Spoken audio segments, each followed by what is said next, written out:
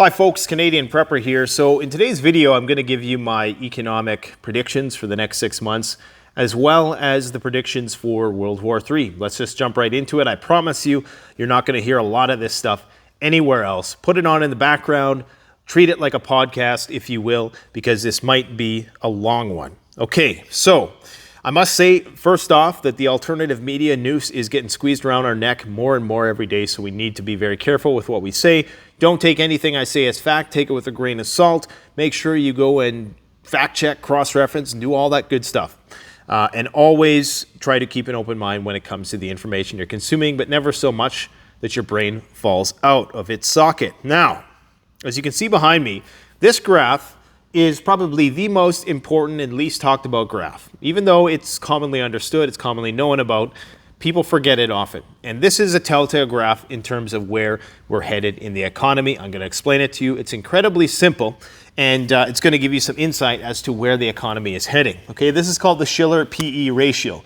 Very simple, takes every stock on the S&P 500 and balances the valuations for all those stocks, and it gives you an indication of how overvalued the market was historically before crashes happen. Okay, so basically to calculate the PE ratio, and you don't need to understand this, all you need to understand is what I'm going to show you in a minute, but to calculate the PE ratio of a stock, you basically take the stock's valuation, so the price per share, which let's say it's $100 per share, and what are the earnings per share on that stock every year, you divide it by the stock price, and you get what's called a PE ratio. So this is inflation. This is all inflation adjusted by virtue of the fact that it's a ratio. Now, the sum total of all of the PE ratios is what the Shiller PE ratio is. Okay, so what this is telling us is that Black Tuesday, 1929, before the Great Depression, this is how high and overvalued stock prices were. Okay, very, very high. And as you can see, in the 1930s, there was a crash, then there was a run-up, World War II happened, then there was another crash, and then we kind of slowly started working up until the 70s, and then there was another crash in valuations. And really, the mean is around, I believe it's like, the average mean is around 16.95, okay? Now, this is the tech bubble. Okay, this is probably one of the most overvalued times in the stock market. And this was 2020, okay, and the 2020 stimulus frenzy when all the retail investors bought in. And now it's going down. Now, people might say, wow, the stock market has, crashed a lot and can't go much further, can it? Well, look at 1980. Look at 1930. Look at 1920. These valuations tend to regress to the mean, which is 17. We're at 28.39 still. Now, does that mean that these valuations couldn't balloon past the tech bubble? Sure, but what it ultimately means is that everything is going to regress to the mean, that we are looking at an estimated 40 to 50% drop in the stock market at some point in the future. Is it going to be 6 months from now? Is it going to be 2 years from now? Nobody knows. But we know that ultimately these valuations need to come down.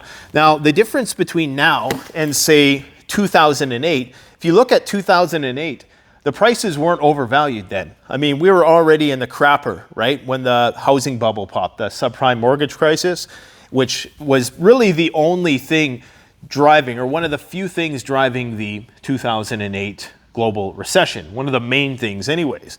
Today, we have a lot more going on. Plus, look how overvalued stuff is. I mean, we have a long way to fall to 15, nearly 50% still. And a lot of people have already lost it all, okay, in Bitcoin or in whatever the case might be. So here's what we have going on today. We have a way overvalued stock market, okay? We have copious amounts more debt. I mean, the Western world is in debt up to its neck. We're coming out of a pandemic, so we have these supply chain issues. We're far more globalized than we were here. We're far more dependent on the Chinese and everybody else in the world than we were back in 28. So we've had decades of quantitative easing, which has diluted the money supply. We have more political upheaval right now. There's more civil unrest than ever before. Populism is at an all-time high. There are emerging superpowers in the world like China, and of course now you have Russia, which is on this imperialist gallivant, so to speak. We have people who are in way too much debt, even though The proportion of household debt has somewhat declined. The actual overall household debt has increased. We also have the fact that we're in a major war right now, okay? So if you're in a major war, I mean, what do you think has to happen while you go into a major war? Well, these valuations are going to come back down to reality, because this is all about, optimism of the future. When this thing is sky high, when valuations are sky high, that means people are optimistic about how good these companies are going to do in the future. Right now, we're still relatively optimistic, but everything I've just talked about should give you reasons for pessimism if you are looking at this logically. The fact of the matter is that this cannot go up forever. This has to come back down to the mean at some point. It has to, okay? And, eventually it's going to come back down to this level, this sub 20 level. And you also have the crypto bubble, which is deflating. You also have the fact that throughout this, if we overlaid a stock market graph, we've been in a massive stock market bull run for the last 10 years, really, where the Dow has almost tripled, okay, in the last 15 years, we'll say. So there's a lot of things that are different from 2008. I have a feeling that this could potentially be a lot worse than 2008, because the recession was, largely triggered, after this subprime mortgage stuff was happening. As you can see, the bubble already deflated there. So, we're in what I'm trying to say is that the downside risk is much higher at this point. We're definitely in a risk-off environment, which means that the market is likely to crash a lot more. And I know that's hard to comprehend because there's so much optimism around technology. There's talk right now about how deflation is happening as a result of the bullwhip effect in the supply chain, meaning that companies who had this backlog of stuff. I'm not going to explain the bullwhip effect again. Basically, what you need to know is that Target, Walmart, and a lot of these other big box stores are starting to accumulate an abundance of cheap crap that nobody wants. Non-fixed expenses people use their discretionary income on. People are not using that discretionary income to buy that crap because they're too busy buying food, gasoline, energy, staple commodities that you need to survive, rent, mortgages, and the whole 9 yards. So people can no longer afford those things which are going up in cost. And now as a result of that, people aren't spending their money on useless crap they don't need, which they're saying is going to go down in price significantly. However, I would say that premium products, that is not the case. People are still buying premium brands. They're just not buying the generic run-of-the-mill stuff that is being churned out of the shipping docks 24/7 from China. So you might be able to scoop up some deals on the crap you don't need soon, but don't expect any deals for gasoline or for food anytime soon, especially if this war spirals out of control. Now, we are going to be talking about the war because it seems that it's all but fallen off the map in American media right now, which is very concerning to me because there's stuff going on which guarantees, I'm saying right now, guarantees that this war is going to flare up throughout Eastern Europe. Okay, and we're going to talk about those things today. Now, I've been gone for about 3 days. I've been doing some other stuff, just trying to enjoy life a little bit before the shizzy hits fizzy. So a lot has happened. A lot of the major leaders went to Kiev for photo shoots, and they're trying to convince Zelensky. We're talking about Schultz. We're talking about Macron from France. They went to Ukraine, and they said, hey, maybe we need to negotiate with this Putin character because shizzy's hitting the fizzy. Well, lo and behold, Boris Johnson flies there the next day and says, no, we need to keep the pressure on, okay? We cannot give up. He's going there representing NATO, whatever, not representing all of NATO, but obviously representing UK and US interests in the region, and trying to pressure Zelensky, who you can tell is completely exhausted and tired of all this shit and probably just wants to throw in the towel at this point, saying that, no, we need to keep the pressure on and that we need to continue to fight. We are not going to concede 1 inch of Ukrainian territory, which is all fine and dandy. I have no opinion on that. I'm just trying to relay the information to you. Now, Big stuff. So please stick with me, guys. I cannot possibly cram this all in to 5-minute video. Like this stuff that my kids watching on YouTube, every second there's like a change in the camera and it's just constant to loop your attention. If you want to really understand what's going on in the world, you need to give it 10 to 20 minutes of your time. And I'm going to try to explain what is really happening right now, because you're not going to hear this on our media networks. Not that they don't have access to the information. I think it's more of a thing of it's not popular with people right now. But for preppers, we need to know this stuff. Now, what's going on? Where should we start? Okay, so there's a new head of the British Army. He has advised his troops that they must prepare to fight the Russian army in a potential world war, okay? And that they need to train a whole generation of soldiers to fight in Europe once again. This is the new head of the British Army. This is on the heels of Boris Johnson going to Ukraine and encouraging Zelensky to not concede any territory whatsoever and to not negotiate with the Russians, which is why this situation can only do one thing, and that is to escalate. And we're going to be talking about something which is going on in this neck of the woods here. This is called Transnistria. Okay, this is a Russian enclave which is detached from Russia. You can see all these Baltic states here, Belarus, Lithuania, Latvia. So the only way they can access this, if they don't have airspace, if they're not being permitted to fly over here, is by sea. And of course, you can only fly over so much goods, so everything would be transported by sea. Now, there is a railroad that goes from Belarus to this is not Transnistria. Is that what I call it? It's Kaliningrad. I apologize. Kaliningrad. We're going to get to Transnistria in a bit. Kaliningrad. So there is a railway which goes from Belarus, I believe, to Kaliningrad. And that is how the Russians supply this region, which a lot of people think have nuclear weapons, because this, of course, gives Russia access to the Baltic Sea. And there's a talk that, there's a lot of strategic planning going on here. If World War III ever broke out, this would be where a lot of the shit gets launched from. Now, Lithuania has decided that they're going to cut off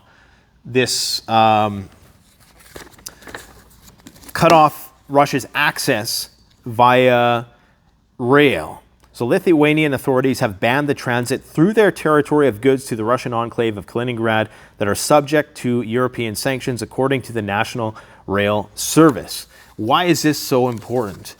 Well, it's very important because it's a major point of escalation, because now this means that these Russian people here are going to be cut off of goods from Russia, as well as access, their militaries are going to be cut off somewhat. Now, the Russians are saying, don't worry, don't panic buy. We're going to bring stuff in by sea around here. But it's a sign, some people think, that Lithuania and Poland are preparing some sort of offensive into Western Ukraine here, okay? And this is why Belarus is on edge right now. Belarus is going to be doing some military exercises towards the end of the month. They're calling them exercises. They've already mined their borders, okay, along, towards Kiev. A lot of people suspect that perhaps the Belarusians are going to be getting involved in this war, and that these exercises are actually a cover for the real thing, for the Belarusians to enter the war and take Kiev. Because here's the thing, with this whole, essentially you have Boris Johnson committing to escalate this war. You have his primary military commander saying we need to prepare for World War III with the Russians. You have the Donetsk leader in the east saying that the Russians are going to have to take over all of Ukraine. He said, the president of the self-proclaimed Donetsk People's Republic, Denis Pushilin, has said that Russia must continue its military offensive to liberate all of Ukraine and occupy Kiev, okay? This would allow us not to shift this heavy responsibility onto the next generation. So you know that there are rumblings that they want to take the whole country. That's ultimately what a lot of the real military strategists, who aren't just paid to look good on TV, are saying, okay? Now, Kiev is saying, look, we're going to do this counteroffensive in August. where we strike back at Crimea and at in the east, and maybe Mariupol and Kherson and all these places. We're going to strike back in August. And after that time, that's when we're going to start to negotiate with the Russians, because we're going to be in a better negotiating position. And this is not just from me saying this. This is David Arahimia, who is the head of the Ukrainian negotiators. Okay? So that's what they're saying. So you have, on the one hand, a lot of threats being uttered to expand this war to the greater Ukraine, which of course is going to continue to add more pressure to our global economic woes. And that's why I opened up with the economy, is because a lot of people are not factoring this into the calculus of, you know, where the economy is going. They're just talking about the Fed rates and all this stuff, which is important. But there are so many things that are happening right now in the world that are different from 2008, which a lot of people are using as a sort of template to try to understand what's going on now. But this is major, because this has drastic implications for gas exports, for energy, and all the rest. So anyways, what else do we need to talk about with respect to here? So Lukashenko has warned Poland over Western Ukraine. Okay, Belarus believes that Poland is considering taking over the western part of the Ukraine. Belarusian President Alexander Lukashenko said he warned Warsaw against such a move, saying that his country would have to intervene if they did. Okay, because of course that's on their borders where that would be impact, and then of course they would be surrounded by Lithuania and Poland. So that's another point of escalation. Now, one of the major stories of concern for me personally is this idea. Okay, this is Crimea down here. Okay, this is Crimea. So this is something that the Russians took in 2014 after the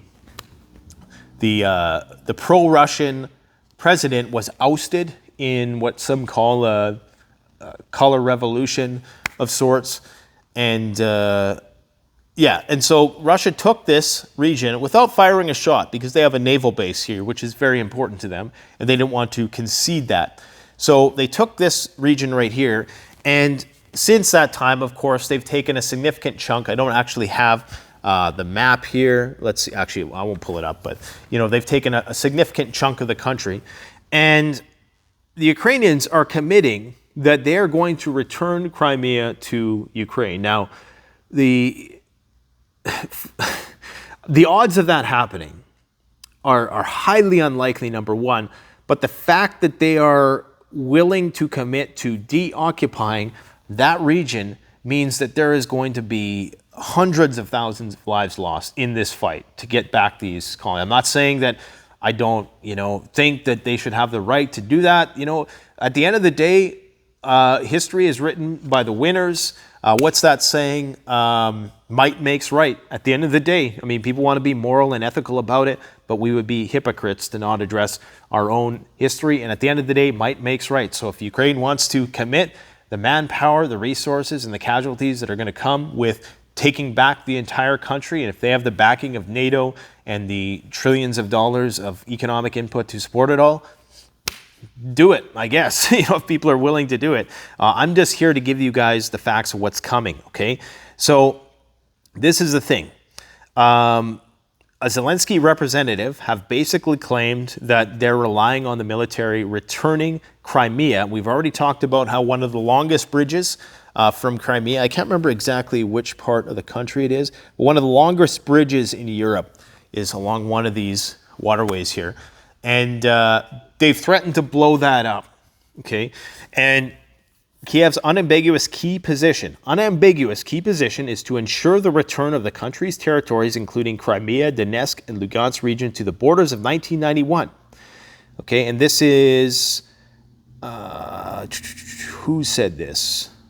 Tamila Tasheva. She's the Ukrainian presidential representative. She said that some of Ukraine's partners are encouraging Kiev to go for compromises, something that, according to Tasheva, the company's government is not prepared for. And as we've seen with Boris Johnson coming there and encouraging them to not concede any ground, which is why there's only one way this can go. I mean, this is going to escalate because, listen, guys, this is the thing. If Russia loses these territories by some stroke of luck, because if they're dug in and they have some of the best military defense equipment and training now in the world, and if they lose this, that's when things go nuclear, okay? And I'm not the only one that thinks that. Mainstream media has talked about that ad nauseum. In fact, today on the Canadian Broadcasting Corporation, the good old CBC, the top story was, might Vladimir Putin use a nuclear weapon? The calculations are changing. And it was an in-depth article which talked all about all the references and the nuclear rhetoric that's been thrown around for the last 3 months that we've been discussing in great depth on the channel. And the moral of the story is that yes, or sorry, the synopsis of that article is that ultimately, if Russia felt that losing this territory was a threat to their national security, would they intervene in a nuclear sense? And the answer is likely. If they thought that it was a threat to the existence of their national sovereignty, they will retaliate in a nuclear fashion. I mean, that's just, so the fact that, this is the thing, this is how, you know, either Boris Johnson is calling Russia's bluff, because ultimately, if what he is committing to is true, and it's not just posturing to get themselves in a better negotiating position, which it may well be, then that necessitates, that means that the introduction of nuclear arms into the equation is inevitable, okay? Inevitable. Now, I can tell you right now, when the market is going to go back to here, likely could be triggered by somebody else entering the war, because everybody's being real quiet about this. Everybody thinks it's Fed rates and all that. You know, at the end of the day, the Fed can't do a whole heck of a lot, because we just have so much going on right now that hasn't even been factored into this yet. There's 10 different major factors which put us in a worse position than we are in 2008. The only thing that's better now is technological deflation. The fact that we have better technology to do certain things, and that maybe in some respects there's more relative peace because we're past the Arab Spring now, but there still is a lot of tensions rising as a result of rising food and energy prices. Anyways, so what this means is that in the next 6 months, the war is going to expand. Okay, we've already, I mean, Johnson has said that this war is going to go on for years. The war is going to expand. It could well bring Poland, Belarus, and Lithuania into the war as a result of this stuff going on here in Kaliningrad. In addition, okay, right now the Russians apparently are around Kharkiv, which is one of the biggest cities in Ukraine, city of 1.5 million people, all right?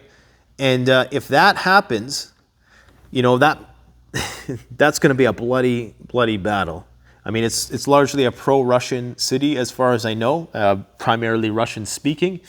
So I don't know what the outcome is going to be, but I mean, you've seen what the fighting was at Mariupol and Severodonetsk. These are cities of 100 to 400,000 people.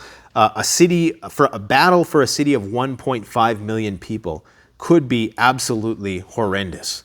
Okay, so you also have stuff going on down here at Kherson, where the Ukrainians may be doing some sort of counteroffensive, and of course, there's all this stuff. I keep forgetting which is the touchscreen. There's all the the stuff going on in the Black Sea, the fight between the Ukrainian Navy and the Russian Navy, which could potentially flare up, and then we have Moldova over here, and then we have Transnistria, which is this strip of land in between Moldova and Ukraine, which is largely pro-Russian, which Russia is inevitably going to want to connect up with. So it looks like negotiation. The hope for negotiation is nil. I don't think we're going to see any negotiation. I mean, we've been saying that for a while, but it doesn't look good, okay? It does not look good. What does this all mean? It just means that in spite of the media silence on a lot of these things, the war is escalating. I mean, I went on NBC and Fox and ABC today, and the Ukrainian war is but a footnote now, okay? And the one story they did have is that it might go on for years. And this is not just a soft, low-intensity conflict. This is a high-intensity conflict with hundreds, if not thousands, of casualties every single day, okay? And this is something that has bifurcated the planet into two major power blocks, and we haven't even talked in this video about what the implications on this whole global economy will be if something flares up in this country right here, or if something flares up in this country right here. For some reason, I just cannot get my pincers right today.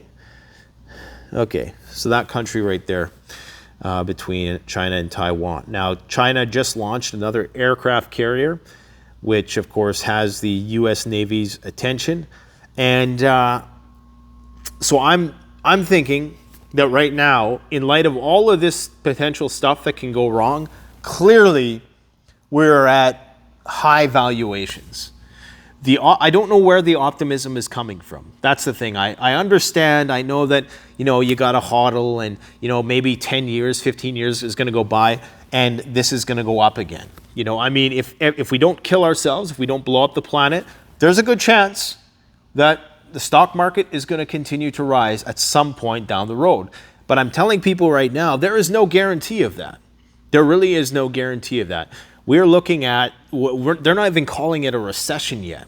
So we haven't even factored in potential job losses, okay? Potential protests. There's already protests in Britain, in the UK, for just the cost of living, which is absolutely through the roof. And people are going to start to protest. People are going to start to push back against these conflicts because we are entering a war economy. Even Macron said that. The French president said that we're entering a war economy, and all the leaders of the world are unpopular right now. So, one of the best things to do is create a common enemy to take attention away from all our domestic issues, because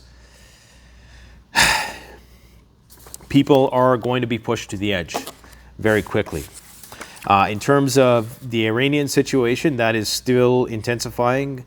I'm not going to really talk in great depth about that today, but there's a great article here about their tunnel complex, which I believe was on the New York Times, and just talking about how Iran is preparing to make their next move from a nuclear standpoint, and what the military implications are going to be between Israel and Iran when that does happen. Right now, I'm not sure if you can see this, but this is from Zero Hedge. So they're talking about how the deflationary discounts are at an all-time high. So that's for all the crap you don't need. So, you might not be able to eat. You might not have a house to cook it in. You might not have gas to get there, but you'll have cheap crap that you don't need for the foreseeable future. Rising cost of living sparks massive protests in the UK and Ireland. Of course, Peter Schiff has said that we're heading for an almighty stock crash as these valuations come back down to reality. And it's everybody wants to delude themselves, and it's kind of like how a young person thinks they're going to live forever. Like, we all want to imagine that valuations are going to go up and up forever, but inevitably they have to come back down to reality. Okay, and right now the fact of the matter is there's just too much bad stuff happening, and the valuations are just way too high that this has to inevitably drop. Now again, it could go back up. It could go back up, but inevitably it's got to come back to the mean. There's nothing fundamentally different about the way we do things nowadays. Like, the people who think that this can go up forever, or there's a greater likelihood of it going up, think that human nature and the way the economy works has fundamentally changed. If anything, it's got far, far worse. So anyways, what other stories do we got here today? A lot of stuff that I've already reiterated. Trust in the mainstream media is plummeting worldwide as people avoid news. And this is from Reuters. This is not from some alternative media talking head like myself. I believe 30% of people have now lost trust in the MSM. Russian diplomat leaves open the possibility of completely cutting off the gas supply to Nord Stream 1. So what do you think the response is going to be here, guys? With this Kaliningrad situation, all of these things are going to factor into Russia's decision. They've already cut Nord Stream gas supply to Europe by, I think it was 60, or it's down to 60% of what it was pre-war. 60%. Okay, imagine going into winter and having all the gas cut off. The level of chaos that is going to cause. You seriously think that a little country like Israel that produces 1% of the world's natural gas is going to be able to supply all of Europe? I mean, that's just delusional. So I've had people sending me articles about that, and it's just like, man, you know, even if that was the case, even if they did have a big find off the coast of wherever, it's in contested waters, and to build the infrastructure to ship it all and to convert it into liquid natural gas, and then to have the infrastructure in Europe to convert it back to natural. I mean, forget about it. You're talking 10, 20 years. Forget about it. So, yeah. What else we got going on here? Apparently, one of the biggest hurdles to overcome for the Ukrainian military right now, and I should add before I forget this, there was a story that came out that said that there was a major strike on the Ukrainian military, and you need to go and fact check this, but apparently something like 50 generals were killed in some high-level meeting. Again, go and confirm that, because I don't know if that's true. There's a lot of Russian sources that are saying that. They tend, however, to not exaggerate as much as the other side is, because, of course, they're the superior force. They're winning, so they don't need to exaggerate their wins. If anything, they want to minimize their wins because of the whole art of war strategy thing. But anyways, apparently 50 generals. Now, we know that gets thrown around a lot when it works the other way. Ukraine says, yeah, we're killing all these Russian generals. In fact, only a handful have actually been confirmed. And we're just here to try to give you guys an objective overview as to what's going on. I don't want to say I have no dog in this fight, because obviously we're all paying taxes. We all, are eventually on the line for these wars that are being fought, or on the hook, I should say. But I'm just trying to figure out what's going on, so I, as a prepper, can be better prepared to deal with the fizzy when it hits the shizzy, all right? Or the shizzy hitting the fizzy, or whatever we say. Electronic warfare is a big thing, okay? And this is an article about secretive electronic warfare shaping the war in Ukraine. Now, on Ukraine's battlefield, the simple act of powering up a cell phone can beckon a rain of deathly fire. Artillery, radar, and remote controls for unmanned aerial vehicles may also invite showers of shrapnel. This is electronic warfare, a critical but largely invisible aspect of Russia's war against Ukraine. Military commanders largely shun discussing it, fearing they'll jeopardize operations by revealing secrets. So electronic warfare targets communications, navigation, guidance systems to locate, blind, and deceive the enemy and direct lethal blows. It is used against artillery, fighter jets and cruise missiles, drones, and more. Militaries use it to protect their forces, and the Russians are leveraging this to its full potential. So yet, for reasons not entirely clear, its much touted electronic warfare prowess was barely seen in the war's early stages in the chaotic failure to seize the Ukrainian capital of Kiev. And the reason why, guys, is that here's what I think happened. And this is, what happened was Putin thought that, remember, that there was a pro-Russian government here at one point. And Putin thought that his people on the inside were going to help him, I guess, topple that regime, and there wasn't going to have to be a lot of bloodshed. Of course, the opposite was true. And there's tactics being employed on both sides. From the Ukraine's perspective, a defector is somebody who is pro-Russian at this point, okay? So that's why a lot of the parties have been gagged, and the other, like the opposing parties, anybody who's not pro whatever the national agenda is right now, has been kicked to the curb or taken prisoner, or whatever the case might be.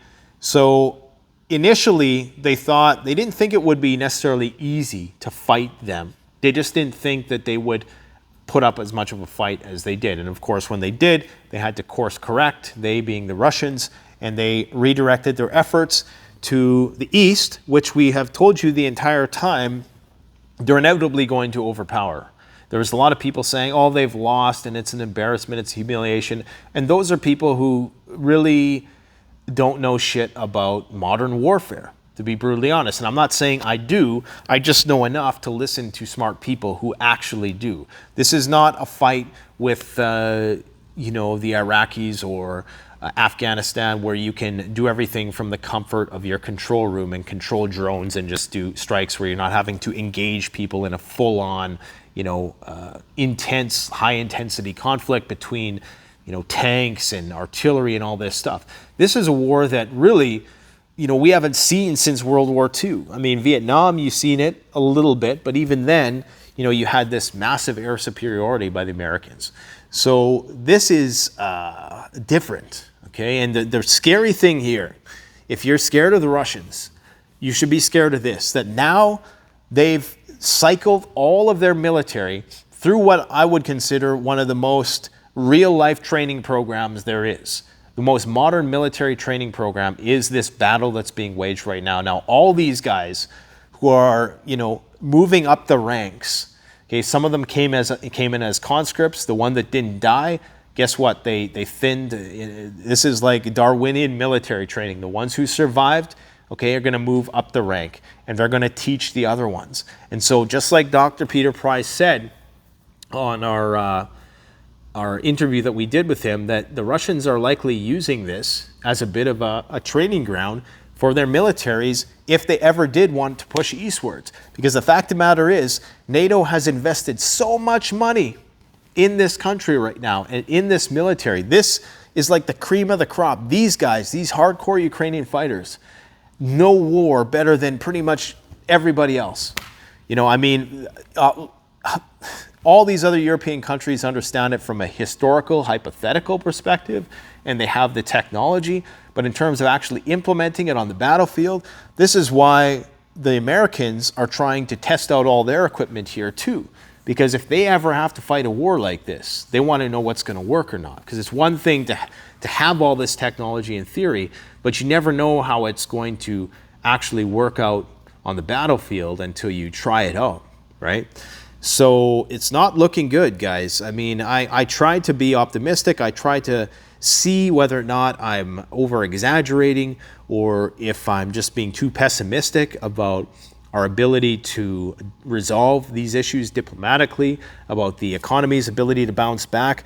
But the fact of the matter is, it's likely a lot worse than even I think it's going to be. Like right now, it's hard for me to imagine a lot of these stocks dropping more than they've dropped. And a lot of people say, well, stock market dropping doesn't affect me. Well, it will when there's less jobs. Right now, the only thing we have going for us that's better than 2008 right now is the employment rate.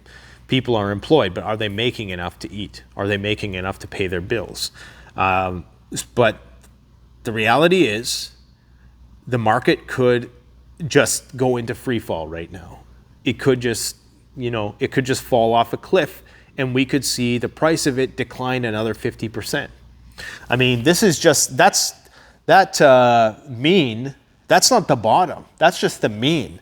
Okay, 16.95? That's the mean of the Shiller PE ratio. That's not how low it can go. You can see it can go all the way to 5. I mean, 1980, it touched 6. Okay, 6. If we went down to 6 from 28, could you imagine how many people they would be sweeping off the street in New York City because they jumped from buildings? Could you imagine the chaos? And I'm in no way, encouraging that. And I hope people realize that no matter how bad it gets, you should never do that, because there's always a way out. Where there's a will, there's a way. But guys, it could get far, far worse. Okay, there's a long way to fall right now. A lot of people think, oh, look at the price of gas. It can't possibly go up much more. It can. It can go up a lot more. We're hoping that this demand destruction, as they're calling it, what happens when you get to a point when people just start driving less, people start riding bicycles, so that reduces the amount of demand for fuel, and that is going to work itself out into lowering of gas prices. It's possible. But we are largely dependent. We live in, a suburban, sprawling country where people rely on fuel. And if this war continues to escalate, and depending on what happens in the Middle East as well, and with China, the prices of gas can continue to go up. And as the prices of gas go up, you're going to see more companies going out of business. You're going to see unemployment going up, and that's when you get into the recession. Okay, we're not even in the recession period of all of this yet, so I don't know. It's just, it's not looking good. Like I say, if you guys have any points of optimism here, let me know in the comment section below. Now, again, I just want to conclude by saying this. I'm not saying it's the end of the world. I'm not saying that a generation might go by and we'll be back up here in La La Land once again, and that people won't be pumping Bitcoin at $1 million someday down the road. I'm not saying that that's not possible. It's just right now, it's looking highly unlikely, especially that crypto, I didn't talk about the crypto crash. Crypto has now plummeted prior to its existing highs in the last cycle, 2 cycles ago, when the peak, the peak hysteria at that time in 2017, I believe it was Bitcoin's at 20,000, then it crashed all the way down to like 4,000. Okay, now that it's broken that 20,000, I believe at its low it was like 17,000. I mean, the bottom is it could go a lot lower. Some people say 13, 14. I mean, who's to say, right? Margin calls, all the rest. I just think that it could go down. It do go down, right? It do go down, man, and it could go down. It could go down. I think it's probably going to go down to around 10 grand. I mean, realistically, it could go down to 10,000. It could go down much, much lower. I mean, if they start putting in, bans of certain things. Now, that can reverse if companies like Amazon say, hey, we're going to start accepting Bitcoin, or we're going to start, or they make it more. I think they probably already do in some way, shape, or form. But if, news can change. But, Elon Musk can tweet till his heart's content, but it's not going to fix the sinking ship right now. And people are already, the effect of an Elon Musk tweet doesn't go very far in this market, not like it did in 2020, where it could spike the price of Dogecoin by like 300-400%. Those days are over. I mean, it's done.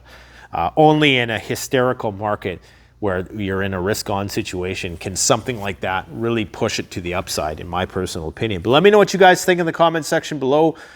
Go and check out our Blue Strip videos. We released a video yesterday on security on the homestead.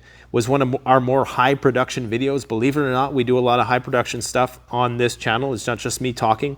And typically those are the videos with the thumbnail, with the blue strip, as opposed to the red one. And those are our more practical, get our hands dirty type videos. We got a lot more stuff coming like that in the future. If you guys like this format, we're gonna actually improve on this in the future. We're gonna have kind of a studio in here, but I like also shooting from the hip. I like keeping it raw, and I don't want it to get too polished, because then we run the risk of just becoming another robotic talking head, and that's not what we want. We want to stay hungry around here, and that means that we don't take ourselves too seriously. That's why I got a curve in my hat, my Apocalypse t-shirt, and yeah, we'll bring the All-American Prepper back before the elections. How about that? You guys take care. Thanks for watching. Canadian Prepper out.